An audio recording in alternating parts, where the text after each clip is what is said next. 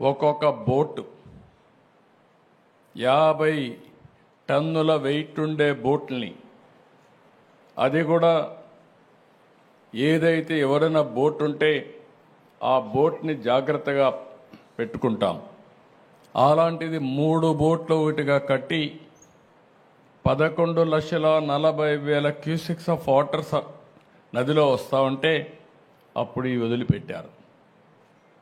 ఇప్పుడు మాట్లాడుతున్నారు ఎట్టొచ్చాయో తెలియదని. ఈ 4 వచ్చి కౌంటర్ వెయిట్ అని కాలంకు మధ్య సపోర్టింగ్ కడతాం.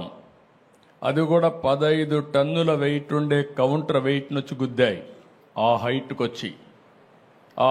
వచ్చి గుద్దితే ఆ కౌంటర్ వెయిట్ 2గా విరిగిపోయే పరిస్థితికి వచ్చాయి 3 కాలమ్స్లో.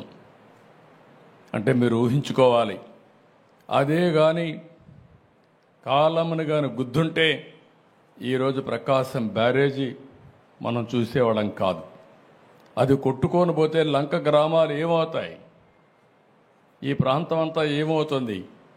కనీసం అలాంటి బాధ్యత లేకుండా చేసి ఆ రోజు ఇదే చేశారు. బాబాయిని చంపేసి గుండెపోటుగా చిత్రీకరించిన వాళ్ళు ఇప్పుడు బోట్లు వదిలిపెట్టి మాకు తెలియదనే పరిస్థితికి వచ్చారు. కనీసం ఓనర్స్ అనేవాళ్ళు ఆ బోట్లు క్లెయిమ్ చేయలేదు, వచ్చి కొట్టాయి.